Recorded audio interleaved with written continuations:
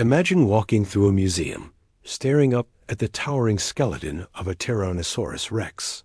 It's an image we all know, a picture of prehistoric power. But what if I told you that our first ideas about what these incredible creatures looked like were, well, completely and sometimes hilariously wrong? For centuries, scientists have been playing the ultimate game of connect the dots with fossils.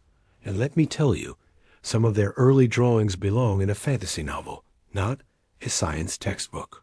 Today, we're digging into the boneyard of blunders to uncover the prehistoric animals that scientists got horribly, wonderfully wrong.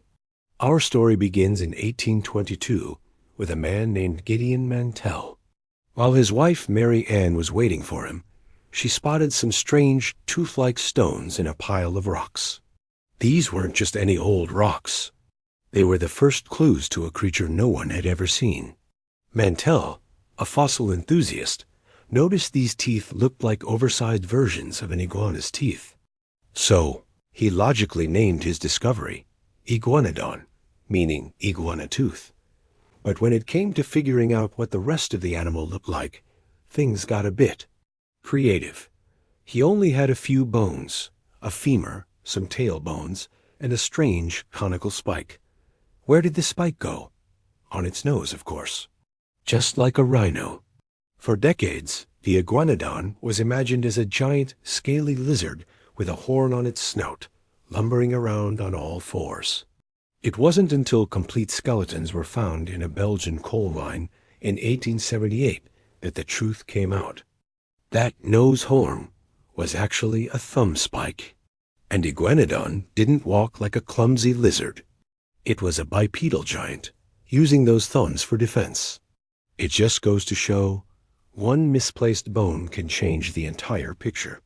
But the Iguanodon wasn't the only case of mistaken identity. Let's talk about one of the most famous names in the dinosaur world, Brontosaurus, the thunder lizard. For generations, this was the quintessential long-necked dinosaur. The problem? It never really existed. It was all born out of a bitter rivalry between two paleontologists, Othniel Charles Marsh and Edward Drinkercope, during a period known as the Bone Wars. In the late 1800s, these two were in a frantic race to discover and name as many new dinosaurs as possible. In his haste, Marsh discovered a massive but headless skeleton in 1877 and named it Apatosaurus. 2 years later, he found another huge skeleton and named it Brontosaurus. But there was a catch. The Brontosaurus skeleton was also missing a head. So, what did Marsh do? He just improvised. He slapped on a skull he found nearby, which unfortunately belonged to a completely different type of dinosaur, Camarasaurus. This composite creature, the Apatosaurus body with a Camarasaurus head, became the iconic Brontosaurus we all knew and loved. It wasn't until 1903 that scientists realized the mistake. But the name Brontosaurus was so popular, it stuck in pop culture for another century. Science eventually corrected the record, confirming Brontosaurus was just a more mature Apatosaurus. So the thunder lizard was really just a case of a rush job and a missing head. These early mistakes weren't just about sticking bones in the wrong place. The entire way we imagined dinosaurs was fundamentally flawed. When the first dinosaur bones were unearthed, the concept of extinction was still new, and the idea of giant reptiles ruling the earth was mind-blowing. Scientists of the era, like Richard Owen, who actually coined the term dinosaur, meaning terrible lizard, could only base their reconstructions on animals they knew. So what did they do? They pictured them as overgrown, sluggish, cold-blooded lizards. Think of the Crystal Palace dinosaurs in London, built in the 1850s. They show Iguanodon and Megalosaurus as pot-bellied, four-legged monsters, dragging their tails on the ground. Megalosaurus, the first dinosaur ever scientifically described, was imagined as a sort of dragon-bear hybrid. We now know it was a sleek, two-legged predator, much more like a T-Rex than a clumsy crocodile. These early depictions show a world where dinosaurs were slow, dim-witted evolutionary failures, just waiting to go extinct. This view persisted for over a century. Dinosaurs were always shown in swampy, dull landscapes, moving sluggishly. But then came the dinosaur renaissance in the 1960s and 70s. A paleontologist named John Ostrom made a groundbreaking discovery. A dinosaur he named Deinonychus. This was no slow-moving lizard. It was a small, agile predator with a terrifying sickle claw on its foot. Ostrom argued that for an animal to be this active, this athletic, it couldn't have been cold-blooded. It must have been warm-blooded, more like a bird than a reptile. This idea completely revolutionized paleontology. Suddenly, dinosaurs weren't slow, stupid lizards anymore. They were dynamic, active, and complex animals. This led scientists to re-examine everything. They realized dinosaurs held their tails high for balance, not dragged them on the ground. They were social creatures. They cared for their young, and some were incredibly fast. And the most shocking revelation of all? The connection to birds. The idea that birds evolved from dinosaurs wasn't new, but the discovery of feathered dinosaurs in China in the 1990s sealed the deal. Fossils of creatures like Spinosaurus were found covered in primitive, hair-like feathers. This wasn't for flight. It was for insulation, just like the fur on a mammal. This meant that many dinosaurs, including the ancestors of the mighty T-Rex, might have been fuzzy. Imagine that. A fluffy Tyrannosaurus. This completely changes our mental image.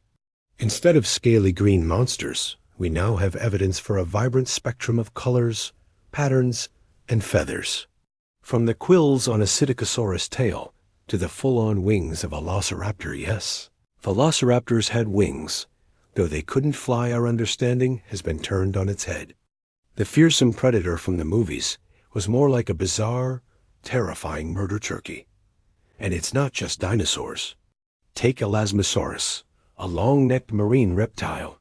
When Edward Drinker Cope first assembled its skeleton in 1868, he made a pretty significant error. He put the head on the wrong end. He thought the short, stiff section of the spine was the tail, and the long, flexible part was the neck. So he mounted the skull on the tip of the tail. It created a creature with a ridiculously short neck and an incredibly long, snake-like tail. It was his rival, Marsh, who gleefully pointed out the mistake, leading to a huge embarrassment for Cope and fueling their bitter feud. The reality, of course, was that Elasmosaurus had one of the longest necks in the animal kingdom, making it a truly bizarre and elegant sea creature, not the stumpy-necked oddity Cope first imagined. So why does all this matter? These mistakes aren't failures of science. They are the very essence of science. Science isn't about knowing all the answers. It's a process of getting things wrong, learning from those errors, and slowly, piece by piece, getting closer to the truth. Every misplaced thumb spike and every wrongly attached head was a necessary step on the path to our modern understanding. Paleontology is the ultimate detective story, with clues that are millions of years old and often incomplete. The fact that we can now tell the color of a dinosaur's feathers, or how they cared for their young, is a testament to how far we've come. The history of these mistakes is the history of scientific progress. It shows us that it's okay to be wrong, as long as you're willing to keep digging, keep questioning, and keep searching for the truth, no matter how strange it turns out to be. The dinosaurs of our imagination will continue to evolve, just as the real creatures did millions of years ago. Thank you so much for joining me on this journey through paleontological blunders. It is a fascinating look at how science corrects itself and paints an ever clearer picture of our planet's amazing past. If you enjoyed this, please hit that like button and consider subscribing for more deep dives into the mysteries of science and history. Let me know in the comments which prehistoric misconception surprised you the most. See you in the next video.